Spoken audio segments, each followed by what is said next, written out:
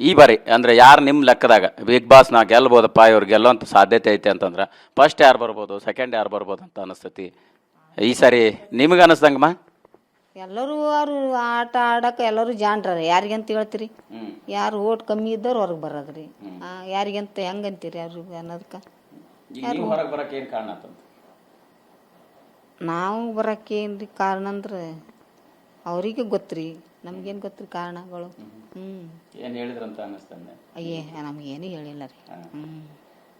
Okay, ಈಗ ಫೈನಲ್ಗೆ ಯಾರು ಬರ್ಬೋದು? ಫೈನಲ್ಗೆ ಯಾರು ಬರ್ಬೇಕಂತ ಏನು ಹೇಳ್ಬೇಕ್ರಿ? ಯಾರು ಅದೃಷ್ಟ. ಯಾರು ಓಟಿ ಕಮ್ಮಿ ಇದ್ದವ್ರು ಬರ್ಬೋದು ರೀ. ಅವ್ರು ಇವ್ರಂತ ಹೆಂಗೆ ಹೇಳಕ್ ಬರ್ತಾರೆ? ಹೌದಲ್ರಿ? ನಿಮಗೆ ಯಾರು ಬರ್ಬೇಕಂತ ಅನಿಸ್ತದೆ, ಆಸೆ ಐತಿ? ನಮ್ಗೆ ಎಲ್ಲರೂ ಆಡಿ ಗೆದ್ದು ಬರ್ಬೇಕು ಅನ್ನೋದೇ ಆಸೆ ಅದ್ರ. ಆಗಲ್ಲ ಆಗಲ್ಲ ಅದ್ರಾಗ ಹಂಗೆ ಮತ್ತು ಹಂಗೆ ಅನಿಸ್ತಾರಿ.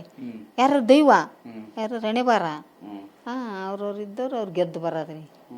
ನಾವು ಮಾತ್ರ ಬರಾಗಿನ ಎಲ್ಲರೂ ಆಡಿ ಎಲ್ಲರೂ ಗೆದ್ದು ಬರ್ರಿ ಅಂತ ಆಶೀರ್ವಾದ ಮಾಡಿ ಬಂದಿವ್ರಿ. ನಮ್ಗೆ ಅವ್ರವ್ರ ಇಷ್ಟ, ಯಾರು ಹಣೆ ಬರ.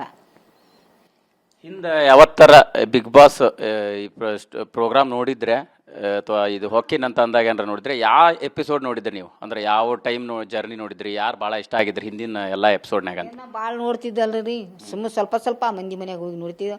ಅವ್ರು ಬಿಗ್ ಬಾಸ್ ನೋಡೋದು ಆಸೆನೇ ಇದ್ದಿದ್ದಲ್ಲ, ಸುಮ್ಮನೆ ಯಾವಾಗನ ಸ್ವಲ್ಪ ಸ್ವಲ್ಪ ಹಾಕೋರು ಸ್ವಲ್ಪ ಸ್ವಲ್ಪ ನೋಡ್ತಿದ್ದೆವು. ಅಂದ್ರೆ ನಾವು ಹೋಗಿ ಹಂಗೆ ಆಟ ಆಡ್ಬೇಕಂತ ಅನಿಸ್ತಿತ್ತು ರೀ. ಮುಂದೇಳೆ ನಮ್ಮೆಲ್ಲ ಏನಿಲ್ಲ, ನಮ್ಮ ಹತ್ರ ಇದ್ದೇ ಇಲ್ಲ ಏನಿಲ್ಲ, ನಮ್ಗೆ ಹಂಗೆ ಕರ್ಕೋತಾರತ್ತ ಒಂದು ಸಲ ಅನ್ಸೋದು. ಅಂದರೂ ಅದು ಮನಸ್ಸಿನಾಗ ಮೂಡಿದ್ದು ಈ ಸಲ ಹೊರಗೆ ಬಂತ್ರಿ. ಅದು ಹೊರಗೆ ಬಂದು ಖುಷಿ ಆಯ್ತು ನೋಡ್ರಿ.